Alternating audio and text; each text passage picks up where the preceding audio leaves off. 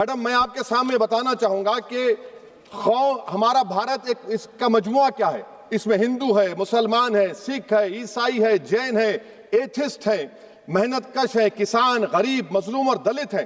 मगर अगर जो तकारीर आज हमने यहाँ पर सुनी और बाहर जो सुनते हैं, अगर भारत को देवी कहने और उसके आगे सजदा करने, तो दरअसल कौम परस्ती को, वतन से मोहब्बत को मजहब में तब्दील कर रहे और फिर यहां पर बोल रहे कि अगर भारत में रहना है तो वंदे मातरम गाना पड़ेगा। भाई, ये तो संविधान के खिलाफ है, सुप्रीम कोर्ट के जजमेंट के खिलाफ है।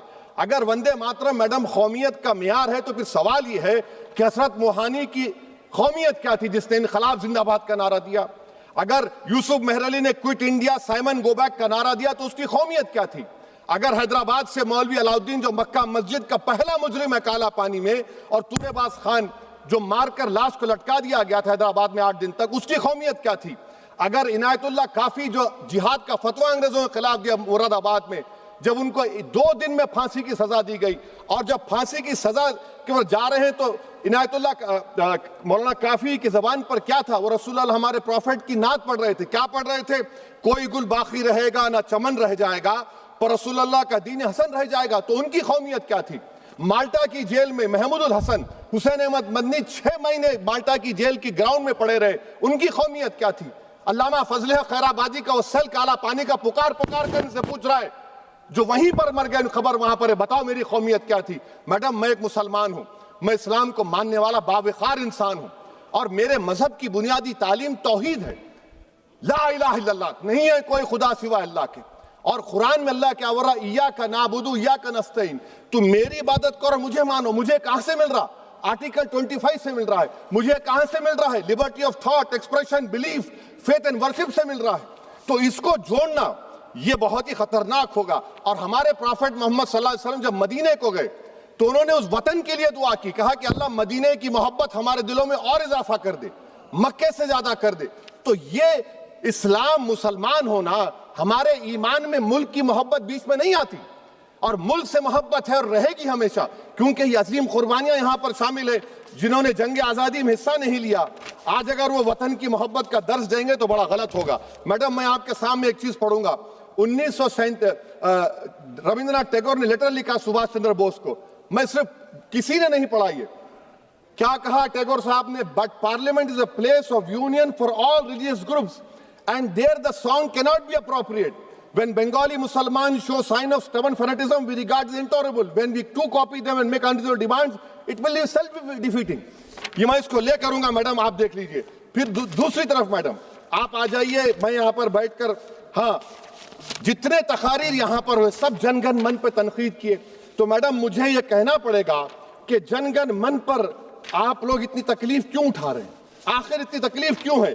तो मैं जब जाकर देखा तो मुझे 28 दिसंबर का ऑर्गेनाइजर मैगजीन का आर्टिकल मिला जिसमें ऑर्गेनाइजर लिखता है कि what is the moral sanction behind government choice of Jana Gana Mana except that it can be made an item of entertainment at the sumptuous parties thrown by government officials.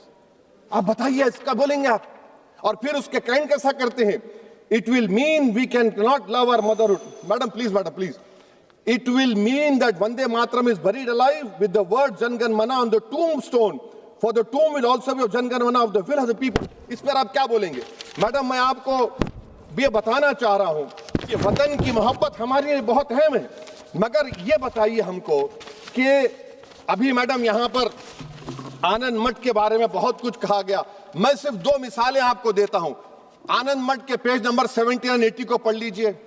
इसके बाद सनातन जहां मुसलमानों के घर पाते थे, इन्हें आग लगा देते थे। आप पेज नंबर 98 पढ़िए।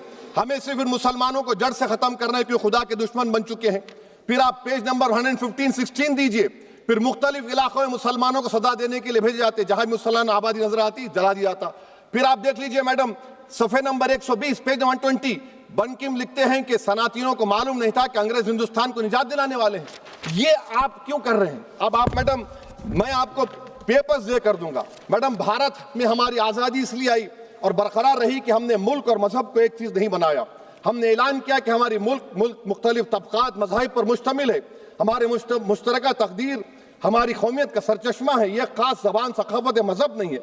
अगर वंदे मातरम का मतन कौम और मजहब को एक बना देता है, अगर हम इसे टेस्ट बनाते हैं वफादारी का, तो फिर मान लीजिए कि ये गांधी, अंबेडकर, टैगोर, बोस और लाखों आजादी के सिपाहियों की सोच को छोड़कर गोडसे की सोच की हिंदू कौमी परस्ताना, मैडम खत्म कर रहा हूं, कौमी हिंदू कौम परस्ताना को इख्तियार करेंगे। मुझे वतन से बेइंतहा मोहब्बत है मैडम, और इंशाल्लाह हमेशा रहेगी, मगर बावजूद इसके कि मेरी मस्जिद, मेरी इबादत गाह, मेरे कपड़े, मेरे कारोबार पर हमले होते, मगर मैं फिर भी कहता हूं कि वतन मेरा, हर वतन को हम छोड़कर नहीं जाएंगे। मगर हुब्बुल वतनी का क्या मुतालबा है? हुब्बुल वतनी ये कहता है कि वतन से मोहब्बत है तो जुल्म को खत्म करो, गरीबी को खत्म करो, बेरोजगारी को खत्म करो, जबर का खात्मा करो, अमन का गहवारा बनाओ, पाकिस्तान की दहशतगर्दी को खत्म करो, एक्सप्लॉयटेशन को रोको, शरारत को रोको, मुल्क के खिलाफ की जाने वाली साजिश खत्म करो। मैडम, भारत एक चमन है जहां पर हर फूल को खिलना चाहिए, और अगर कोई इस फूल का, अगर पूरे फूल खिलेंगे तो उसकी खुशबू से ये वतन मौतर होगा, मगर अगर इस चमन का माली ये कहेगा कि एक ही फूल खिलेगा, तो मैं जिम्मेदारी के साथ कह रहा हूं, अगर एक ही फूल खिलेगा तो वो सहरा बन जाएगा और माली माली नहीं रहेगा, वो जल्लाद कहलाएगा। तो इसीलिए मैडम, हम उम्मीद करते हैं कि हुकूमत इस पर जोर जबर ना करे।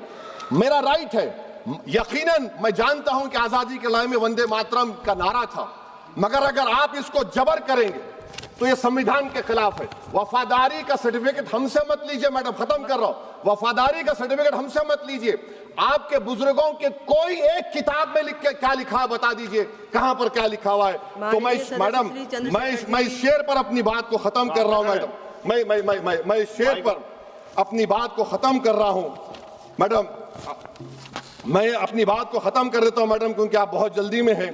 कि भारत जिंदाबाद, हिंदू मुसलमान जिंदाबाद, दलित जिंदाबाद, ईसाई जिंदाबाद, आदिवासी जिंदाबाद, जो किसी खुदा को नहीं मानते वो भी जिंदाबाद, और मैडम सब पिछड़ा सब आ गया इसमें। तो हम उम्मीद करते कि इस रूह को आप समझेंगे, अगर आप सिर्फ अपनी आइडियोलॉजी को लेकर चलेंगे। और आखिर में मैडम, जनाब बंकिम चंद्रा साहब के बारे में मैं आपके सामने डॉक्यूमेंट लेकर रहा हूं कि उन्होंने बीए का एग्जाम पास नहीं किया था, 7 मार्क्स से फेल हो गए थे, ये भी रख रहा हूं। तो आप जिसको लिटरेरी जायंट बता रहे, ये नहीं है। बहुत बहुत शुक्रिया।